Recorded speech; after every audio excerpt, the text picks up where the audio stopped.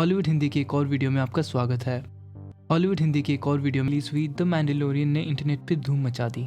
अपने दो मुख्य कैरेक्टर्स मैंडलोरियन जिसे पैब्लो पास्कल प्ले करते हैं और एक प्यारा क्यूट सा एलियन बच्चा जिसे इंटरनेट ने बेबी योदा का नाम दिया। अगर आप स्टार वॉर्स के बहुत बड़े फैन ना भी हों तो भी इस सीरीज़ को आप एक बाउंटी हंटर और उसके एक रहस्यमय बच्चे की रक्षा करने के प्रयासों की कहानी के रूप में देख सकते हैं। और इस एक्सप्लेनेशन सीरीज़ में हम आपको बताएंगे द मैंडलोरियन की कहानी और स्टार वॉर्स यूनिवर्स की वो बातें जो आपको शायद ना समझ आई हों।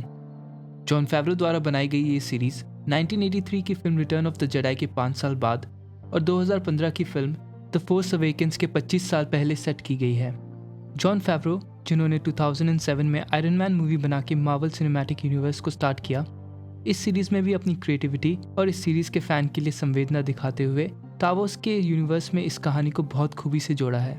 उनका साथ दिया है डेव फिलोनी ने, जिन्होंने क्लोन वॉर्स और रेबल्स जैसे एनिमेटेड सीरीज इस यूनिवर्स को दिए। अगर आपने 1983 की film written of the Jedi देखी हो तो आपको पता होगा कि रेबल आर्मी एम्पायर को हरा देती है और अब इसके बाद उसके बच्चे कुछ ऑफिसर्स और सपोर्टर्स अब छुपे हुए हैं। मैंडलोरियंस एक वंश है जो मैंडलोर ग्रह के निवासी हैं। बोबा फेट इस वंश का सबसे मशहूर कैरेक्टर है जिसे हम पिछली कई मूवीज में देख चुके हैं। बोबा फेट की ही तरह हमारा हीरो भी एक बाउंटी हंटर है जिसकी योद्धाओं जैसी ट्रेनिंग उसे बाकी बाउंटी हंटर्स से बेहतर बनाती है। एपिसोड की शुरुआत एक बर्फीले ग्रह में होती है जो कि आउटर रिम में है। स्टार वॉर्स की गैलेक्सी कई भागों में डिवाइडेड है। उनमें से आउटर रिम में सबसे बाहर वाले ग्रह आते हैं। ग्रह पर एक आदमी ट्रैकिंग डिवाइस की मदद से कुछ ढूंढ रहा है। वहाँ एक सराय में 3 लोग एक नीले व्यक्ति मिथ्रॉल को धमकी दे रहे हैं। हमारा हीरो वहाँ आके उन्हें रोकता है और कुछ ही पलों में उनको खत्म कर देता है। मिथ्रॉल उसे इनाम में कुछ क्रेडिट्स देने की कोशिश करता है। स्टार वॉर्स यूनिवर्स की ऑफिशियल करेंसी को क्रेडिट्स कहते हैं। मैंडो इनकार करता है और कहता है कि वो उसे लेने आया है क्योंकि मिथ्रॉल के सर पे इनाम है। वो उसे बंदी बना के अपने शिप रेजर क्रेस्ट पे ले आता है। हम ये बात नोट करते हैं कि वो ड्रॉइड्स को पसंद नहीं करता।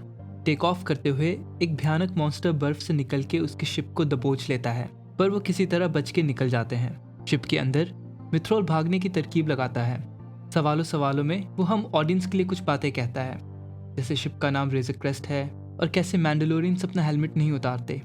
वो अपनी छाती को साफ करने का बहाना बना के शिप एक्सप्लोर करने लगता है। वो मैंडो के हथियारों के कैबिनेट को देखता है और 3 बंधकों को कार्बोनाइट में जकड़ा हुआ भी पाता है।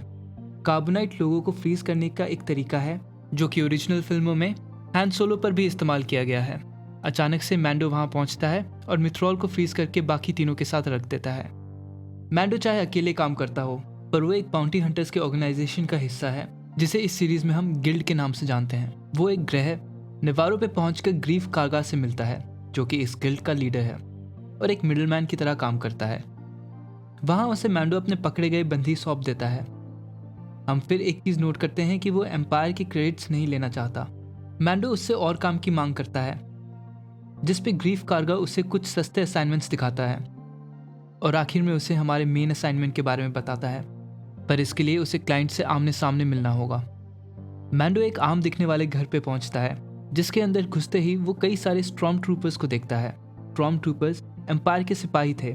इनके बीच में एक आदमी है जो कि कोई बड़ा ऑफिसर मालूम होता है। कुछ ही पल बाद उसके साथ ही डॉक्टर पर्शिंग के आते ही रूम में टेंशन बढ़ जाती है। सिचुएशन संभालने के बाद क्लाइंट एडवांस के तौर पे मैंडो को एक बेस्कार की ईंट देता है और काम पूरा होने पे बेस्कार का एक पूरा डब्बा देने की कहता है। उसका असाइनमेंट, जिसे क्लाइंट सिर्फ एसेट कहता है, उसे जिंदा लेके आना है। क्लाइंट कहता है कि जिंदा ना सही, अगर वो मौत का सबूत लेके आता है तो भी इनाम का कुछ हिस्सा उसे मिलेगा। इस बात से डॉक्टर पर्शिंग थोड़ा चिढ़ता है। एसेट को ट्रैकिंग फॉब की मदद से ढूंढा जा सकता है। वो दोनों मैंडो को सिर्फ एसेट की उम्र बता सकते हैं, 50 साल, और उसकी लास्ट नोन जगह। बेस्कार एक रेयर और कीमती मेटल है जिससे मैंडलोरियंस अपना कवच बनाते हैं। उनका मानना है कि सभी बेस्कार पे मैंडलोरियंस का हक है क्योंकि ये सिर्फ मैंडलोर पे पाया जाता है। बेस्कार स्टार वॉर्स यूनिवर्स के सबसे सख्त मेटल में से है जो लेजर शॉट्स और यहाँ तक कि लाइट सेबर तक का सामना कर सकता है। हालांकि हमें ये नहीं पता कि कब तक। इस मीटिंग के बाद मैंडो अपनी छोटी सी मैंडलोरियन कम्युनिटी के लोहार के पास जाता है और अपनी कमाई उसे देता है। बेस्कार देख के वो मैंडो को बताती है कि कैसे शुद्धिकरण के वक्त वहाँ के सारे बेस्कार को इकट्ठा करके लूट लिया गया था। लोहार उसके कवच के लिए एक नया कंधे का पीस बनाती है और उसे सिग्नेट का महत्व बताती है जो कि मैंडलोरियंस के लिए जीत की निशानी है। वो कहती है कि बचा हुआ बेस्कार कई पाए गए बच्चों के काम आएगा, जिस पर मैंडो बताता है कि वो भी एक पाया हुआ बच्चा ही था। मैंडो को अपने बचपन की कुछ यादें ताज़ा होती हैं जब उसके घर पे हमला हुआ था और वो अनाथ हो गया। कंधे के नए पीस को लगा के वो एक रेगिस्तान वाले ग्रह पे पहुंचता है जहाँ पे उस पर डायनासोर जैसे दिखने वाले जीव ब्लग का हमला होता है। उसे एक क्विल नाम का उगनॉट बचाता है और कहता है कि वो अब तक कई और बाउंटी हंटर्स की मदद कर चुका है जो इस रहस्यमय एसिड को ढूंढते हुए आए हैं और अपनी मौत से मिले। क्विल मैंडो को बताता है कि एसिड तक पहुंचने के लिए उसे ब्लग की सवारी करना सीखना होगा। कई असफल प्रयासों के बाद क्विल उसे मैंडलोरियन के इतिहास की याद दिलाता है कि कैसे मैंडो के पूर्वजों ने मिथोसॉर को वश में किया था। अंत में कुछ दया के भाव से मैंडो को सफलता हासिल होती है। क्विल मैंडो को एक कंपाउंड में छोड़ के चला जाता है। जाने से पहले वो कहता है कि जब से ये आतंकवादी यहाँ पे आए हैं वहाँ के लोगों की शांति भंग हुई पड़ी है। साथ ही वो कहता है कि वो कभी किसी मैंडलोरियन से नहीं मिला पर उनकी कहानियां सुनी हैं और ये आशा करता है कि मैंडो वहाँ वापस शांति बहाल करने में सफल होगा। मैंडो कंपाउंड का जायजा लेता है और अंदर घुसने का रास्ता ढूंढता है, पर इससे पहले कि वो कुछ कर पाए हम एक बाउंटी ड्रॉइड IG-11 को कंपाउंड में आते देखते हैं जो एसिड को उसके हवाले करने की मांग करता है और कुछ निकोटोस को शूट कर देता है। मैंडो उसके साथ मिलके इनाम को आपस में बांटने का तय करते हैं। अगले ही पल एक घमासान गन फाइट शुरू हो जाती है और मैंडो IG-11 के साथ वहाँ निकोटोस से लड़ता है। वो दुश्मनों की पलटन से लिपटने के बाद एसिड तक पहुँचते हैं तो हमें पता चलता है कि एसिड एक बच्चा है। यूँ तो फर्स्ट सीजन में इस बच्चे को सिर्फ चाइल्ड कहा जाता है पर इंटरनेट ने इसका नाम बेबी योडा रख दिया। हमें स्टार वॉर्स यूनिवर्स में इस रहस्यमय प्रजाति के सिर्फ 2 और जीव देखने को मिलते हैं और उनमें से एक है मास्टर योडा जो कि पहली मूवी सीरीज में ल्यूक को ट्रेनिंग देता है। एक इंटरेस्टिंग बात यह है कि योडा का नाम स्टार वॉर्स के क्रिएटर जॉर्ज लूकस ने हिंदी के शब्द योद्धा पे रखा था।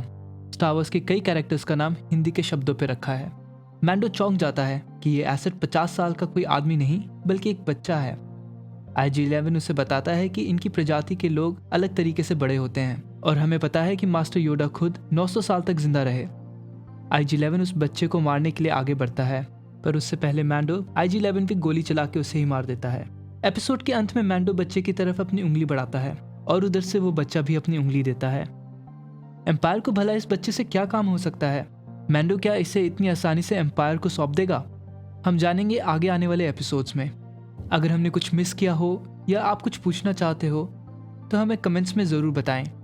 इस वीडियो को लाइक करें और शेयर करें और इस चैनल को सब्सक्राइब करें ताकि हम आप तक नई सीरीज़ और वीडियोस लाते रहें। तब तक हॉलीवुड हिंदी को विदा दें। हम आपसे जल्दी ही मिलते हैं।